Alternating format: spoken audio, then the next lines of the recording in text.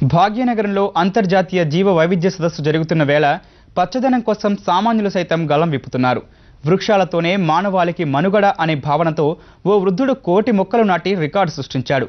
మొక్కల ఆవశ్యకతను తెలియజేస్తూ జీవ వైవిధ్య సదస్సు వేదిక వద్ద వినూత్న ప్రచారం చేపట్టాడు. ఈ వృద్ధుడి పేరు రామయ్య.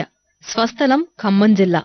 చిన్నతనం నుంచే పచ్చదనం పట్ల మమకారం పెంచుకున్న రామయ్య 2005 సంవత్సరం నాటికే ఏకంగా 1,00,00,000 మొక్కలు నాటి రికార్డు సాధించారు.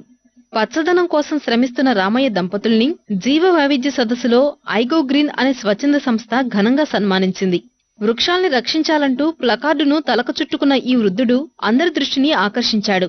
నానాటికి తరిగిపోతున్న సహజ వనరుల్ని పరిరక్షించుకోవాల్సిన బాధ్యత అందరిపైన ఉందని చెబుతున్నాడు. మొక్కలు నాటడం అనేది పని కాదు, మట్టి అంటిద్దని ఈనాటి తరం అనుకుంటారు పిల్లలు. మట్టిలోనే మాణిక్యం ఉంది, నీటిలోనే చేప ఉంటే గాలం వేసి తీసినట్టు, పొడమిలోనే పండు ఉంది, మొక్క నాటు వెలికి తొలకరి రాగానే జూన్ జూలైలో స్కూళ్లు తెరిచేటప్పుడు ఏ తెల్లైనా 2 సొరగింజలు పెట్టుకుంటే ఆ చుట్టు గుడిసె మీదనే కాయలు కాస్తుంటాయి, సొరకాయలు కాకరకాయలు కాస్తాయి. కాబట్టి ధరని సద్వినియోగం కావాలి, సమయం సద్వినియోగం కావాలి, అన్నీ మనం భూమి నుంచి సృష్టించుకోవాలని చెబుతా ఉంటా. ప్రకృతి సంపద పట్ల ప్రజల అవగాహన కల్పించేందుకే కృషి చేస్తున్నట్లు గో గ్రీన్ సంస్థ ప్రతినిధులు చెబుతున్నారు.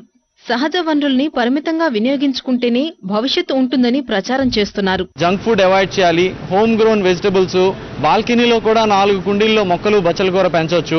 జన్యు మార్పులు వస్తున్నాయి, జెనెటిక్ చేంజెస్ కూడా వస్తున్నాయి. 9 ఏళ్లకి 10 ఏళ్లకి పిల్లలు అడల్ట్స్ అయిపోతున్నారు. సో ఇలాంటి ప్రాబ్లమ్స్ కూడా అసోసియేట్ అయి ఉన్నాయి. కాబట్టి ప్రతి ఒక్కరూ ప్రతి ఇంట్లో ప్రతి సంస్థలో తాము చేయగలిగిన చిన్న పనిని మర్చిపోకుండా చేయడాన్ని ప్రతిక్షణం గుర్తు చేయాలి అనే ఉద్దేశంతో స్థాపించాం.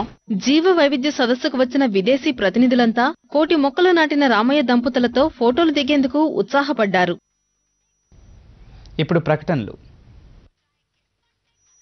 ముంబై ఇండియన్స్ మళ్లీ